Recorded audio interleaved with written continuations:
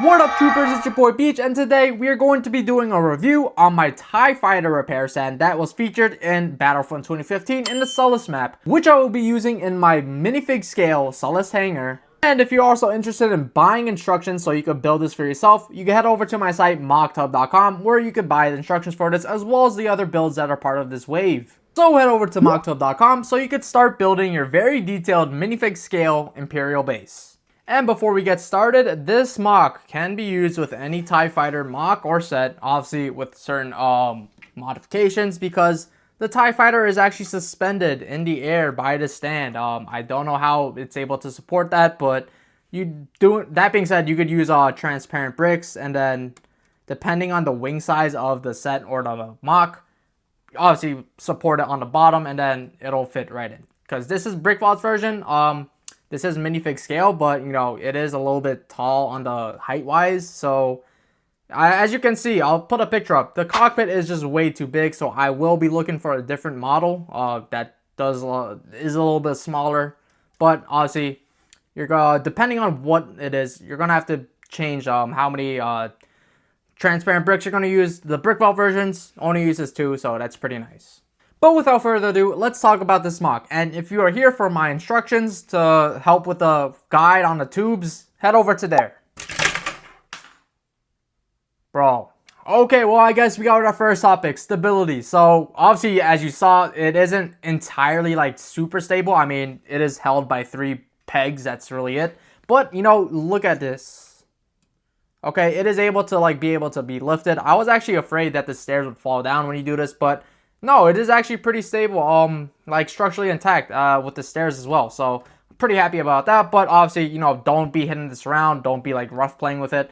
But honestly, if you were buying this, you probably are a little bit older. You're not really playing with Legos. So that's not really that big of an issue. But yes, you can be able to hold it and it will be fine. But next, let's talk about the general information before we had that little accident. But this MOC has 575 pieces and will cost you around $55 to $105. And that is because there's actually 2 versions. One version is has these 3 Technic pin axle pieces that are in blue, and the other one is black. And a black version is very expensive. It's like $3 each about. And that is because LEGO only produced that piece in that color for 4 years, from 2002 to 2006, and after 2006, no more. So that piece is pretty rare. So because of that, it's pretty expensive, coming in at around $3. Personally, I would recommend just buying the blue version. And if you really wanted it to be black, paint it, or either get the knockoff version. Because someone on my TikTok mentioned he found a bundle of those pieces, like I think like 50 for $5. So definitely do that. I do not recommend overpaying for one small piece just because it's a different color. It's pretty stupid in my opinion. But anyways, this MOC is extremely unique because this is the only MOC of this model, this TIE repair stand. The only version I've seen on like the internet really is this version. And this version, obviously you can see it is overscaled and it takes a ton of creative liberties that do not represent this model accurately. So that being said, in addition to this being like very accurate, this is the only version that's out right now and also available to build. But talk is cheap, let's take a look. So one of my favorite parts of this build is this little lip around the cockpit area where the TIE Fighter rests. I just love I was able to get that, and you know, it looks great, especially when you like look at an angle and you see that little lip pop out. Next, let's talk about the legs, which was my favorite part of designing it. And of course, you could compare it to the real thing. Just look how accurate it is. One of my favorite parts of building this. I also love building and just the look of these stairs. I haven't seen anyone use this very interesting technique I use using bars and rods and those like little hollow studs. I haven't seen anyone use it. Maybe someone did. I'm pretty sure someone has, but I just haven't seen anyone do it. But doing that allowed me to get the side panels that you see on the actual thing, and I just think it flows really well. But that being said, the stairs are the weakest part of this MOC. As you can see here, there is a slight gap and it can move around a little bit because it's only connected by this one stud. However, as you can see on the other side, if you find the right angle of like the rods for the railings, it looks like it's like flush in. And of course, this is why I was scared that it wouldn't like hold up when you picked it up. But as you could see from before, it's completely fine. Now, last but not least, let's take a look at the rods. So I did take inspiration from that other mock that I saw before, but I did not like how it was curved droid arms, because as you can see on the actual model, it is straight. So I use a compromise using this illegal technique and clips, and we got this style, which I think looks 10 times better. Now for the rods, this is the hard part of the mock. Obviously, the front side is pretty simple. All you got to do is cut it. I'll show a close-up so you can see. The corners here, 45-degree angle cut, measure it before, draw like a little line using a marker. Pretty simple. Over here, you do want to cut it a little bit shorter so that you can have room for that inner stair railing rod. And then on the outside, the middle section, obviously cut that a little bit shorter, but the bending part on the stairs, that is the actual hard part. Now, when you do bend it, these are expensive. They're like $1 around each, so you don't want to mess up. I use my fingernails to just bend it. You can use burn it on the bottom so that it melts a little bit, and then bend it so it's a little bit easier, and it'll also stay in that position.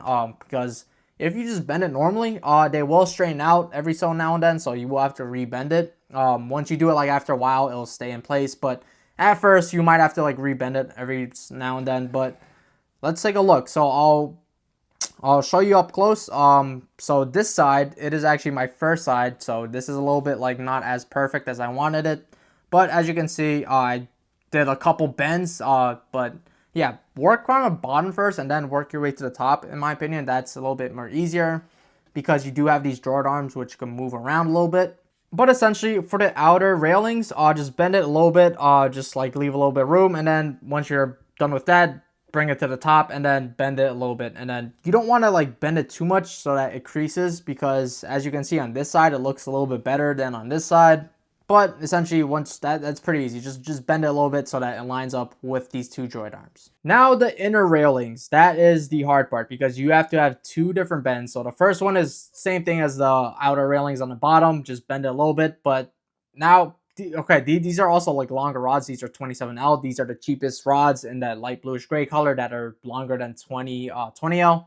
But essentially, when you get to the top part, that is a hard part because you do have to bend it at a 90-degree angle. And, it's not going to be exactly perfect because these rods aren't meant to be bent at that angle. But, just bend it a little bit higher than what you would think it would have to be because, it does need space to bend. Once you do that, find where exactly you have to cut it, because let it go further out into that droid arm so that it's a little bit more secure, as well as this little black box over here. It helps it stay secure. It's only on this side though, but it does make it stay a little bit more secure. But try to line it up, and then make sure you do this first before you cut this rod over here. And then once you do that, you should be fine. And obviously look at the pictures and the videos as a reference so you know what to do. But once you get that done, you should be fine. So make sure to check out MOCTub if you want to build this for yourself and support my project on the Minifig-Scale Sullust Hangar. As well as subscribe if you want to see the rest of these builds. I will be making a complete review of everything in this first wave. And a link to MOCTub as well as all of my other socials will be in the description. So I'll see you guys then. Thank you guys again for watching.